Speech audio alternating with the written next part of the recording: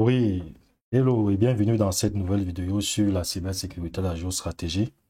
Dans cette vidéo, nous n'allons pas présenter euh, le processus d'aboutissement au résultat, mais nous allons simplement présenter le résultat avec PF5. Ici, dans ce scénario, il sera question pour nous de bloquer certains sites malveillants. C'est-à-dire qu'il peut arriver, par exemple, que vous identifiez des sites dangereux, ou bien par exemple, vous ne voulez pas que certains utilisateurs puissent accéder à certains sites, par exemple lors des heures de travail, et vous vous rendez compte que par exemple, vous ne voulez pas que les utilisateurs puissent accéder dans des sites tels que les YouTube, Facebook, pour le divertissement, ou bien des torrents, pour télécharger, par exemple, des vidéos afin de pouvoir euh, euh, euh, toucher la bande passante. Donc ici, nous allons utiliser un outil, hein, un outil. Donc ici, comme je l'ai dit, c'est plutôt un TP, d'où nous allons présenter plutôt les résultats. Et il sera question pour celles qui vont prendre la vidéo de pouvoir aboutir à ce résultat-là. Donc bien sûr, l'objectif est de pouvoir pousser également aussi les uns et les autres de notre communauté à chercher. Donc, l'outil que nous avons utilisé, c'est PF Blocker, PF Blocker NG. C'est un outil qui est très puissant, qui vous permet, par exemple, de faire énormément de choses.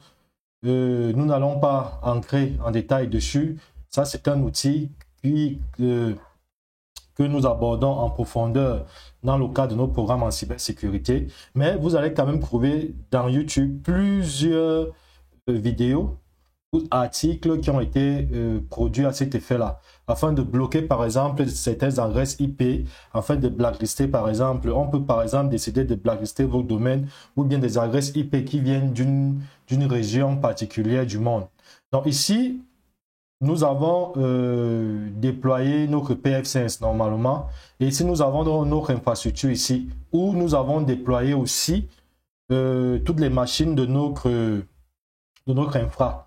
Bien sûr, il faut savoir que l'infrastructure tourne dans une logique claire de sécurité, c'est-à-dire une politique de sécurité claire.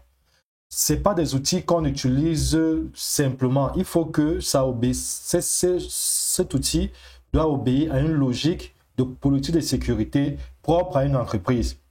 Donc ici, nous avons déjà installé PF Blocker. Nous avons déjà installé PF Blocker ici. Bon, et là, je vais par exemple, là, on peut voir par exemple au niveau de l'infrastructure ici, Kali Purple, Windows 11, Kali Linux, Ubuntu. Bon, si nous venons par exemple ici, ça c'est au niveau de Windows 11, ça c'est Ubuntu, et ici c'est Kali Purple. Donc, si nous accédons par exemple, nous essayons d'accéder ici à notre pare-feu. Donc, je vais accéder à notre pare-feu 100.2.154. Donc, je vais accéder ici en tapant l'adresse 172. Pardon, 172.16.100.254. Voilà. Et là, nous pouvons voir que nous avons ici accès à notre pare-feu. Donc ici, nous avons déjà configuré la règle de sécurité qui permet de pouvoir bloquer. Ici, nous avons décidé de bloquer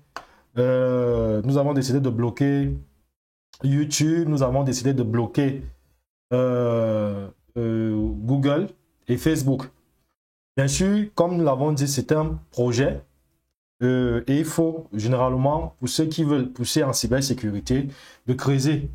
Donc, comme nous l'avons dit, on va probablement y revenir plus en détail dans d'autres projets. Mais ici, il est question pour nous de présenter d'abord dans un premier plan les résultats et enfin maintenant pour ceux qui vont creuser en fait un peu, vont voir comment est-ce que ça se passe. C'est très facile à réaliser.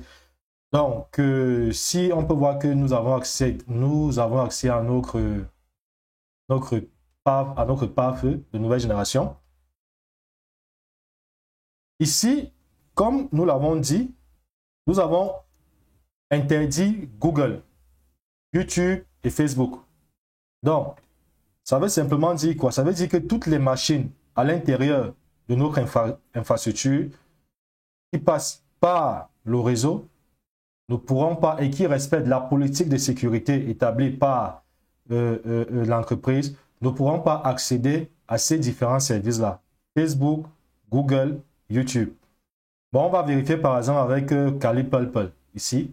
Lorsqu'on vient ici avec Kali Pulpul là, on peut voir par exemple que si j'actualise la page Arcadia CyberSec, par contre, j'ai bien accès à la page Arcadia CyberSec sans problème. Bon, maintenant, qu'est-ce qui se passe si j'essaye par exemple d'accéder à YouTube? Là, vous voyez qu'on me dit que je n'ai pas accès à YouTube, par exemple. Même chose que si j'essaye par exemple ici à accéder à Facebook, on me dit que je n'ai pas accès à Facebook. Et même chose au niveau de Google. Donc, ici, si je tape google.com, ici, on vous dit carrément que PF Blocker a bloqué accès par rapport que veuillez contacter l'administrateur et consorts. Donc, voilà par exemple. Et là, vous allez voir qu'en fonction de la politique de sécurité qui a été définie, vous pourrez maintenant mieux, n'est-ce pas, contrôler certains services. Certains services, bien sûr. Est-ce qu'il y a des façons de contourner ça? La réponse est oui. Il y a des façons de contourner, mais ici, ce n'est pas l'objectif de cette vidéo. Mais il est question pour nous de pouvoir montrer qu'en entreprise, suivant une politique de sécurité qui est scripte et qui est bien définie, et vous allez voir que lorsque vous définissez même une bonne politique, même les autres moyens de contournement deviennent difficiles à réaliser parce que vous respectez la politique de votre infrastructure. Donc, nous profitons aussi, n'est-ce pas, pour ceux qui ne sont pas encore abonnés, à s'abonner à la chaîne parce que nous allons revenir en détail par rapport à ces différents éléments-là. Et vous pouvez aussi tester. Si nous testons par exemple au niveau même de Windows 11, si nous venons au niveau de Windows 11 ici, donc nous allons activer l'interface du réseau. Voilà. Et ici, nous allons vérifier l'adresse IP pour voir si l'adresse IP tourne bien dans le réseau dans l'infrastructure réseau. Bon. Là, on peut voir que ça tourne bien. Bon, maintenant, ce qu'on va essayer de faire ici, et là, on peut voir que nous avons accès à Internet. Donc, si je tape par exemple là, Arcadia cybersec.net, vous voyez que ici, nous allons bien à notre site Arcadia cybersec.net, tel que nous pouvons le constater. Donc maintenant, ici, si nous essayons par exemple d'aller dans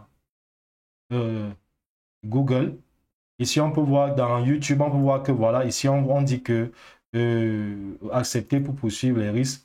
Bon, par exemple, ici, on vous dit accepter, recommander et consorts. Donc vous voyez que c'est même pas possible d'accéder à YouTube, même à Facebook, par exemple. C'est pas possible, y compris Google.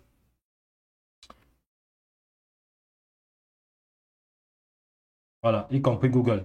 Mais par contre, si je veux accéder à d'autres sites, par exemple, comme Wikipédia, vous voyez que là, je peux accéder facilement. Vous voyez que là, ça redirige à Wikipédia. Voilà en fait un peu l'objectif du projet que nous invitons les uns et les autres à pouvoir réaliser, afin de pouvoir mieux penser des bonnes stratégies pour la sécurité de votre infrastructure. Bien sûr, vous allez trouver plein de vidéos, vraiment plein de vidéos sur PF Blocker. Et si vous réussissez à réaliser, n'hésitez pas de nous faire part aux commentaires. Et ensuite, dans des prochaines vidéos, nous allons revenir sur la stratégie, bien sûr, après avoir fait des recherches pour pouvoir aboutir à ces résultats-là. Donc, nous sommes arrivés à la fin de notre vidéo. Nous vous invitons, hein, pour ceux qui ne se sont pas encore abonnés à la chaîne YouTube Acadia Cybersec, à s'abonner à la chaîne Acadia Cybersec. Nous traitons beaucoup de vidéos sur sur la cybersécurité et nous invitons, n'est-ce pas, nous vous invitons à souscrire à notre chaîne Acadia Cybersec. Donc, venez donc nous laisser dans vos commentaires et on se dit à la prochaine vidéo.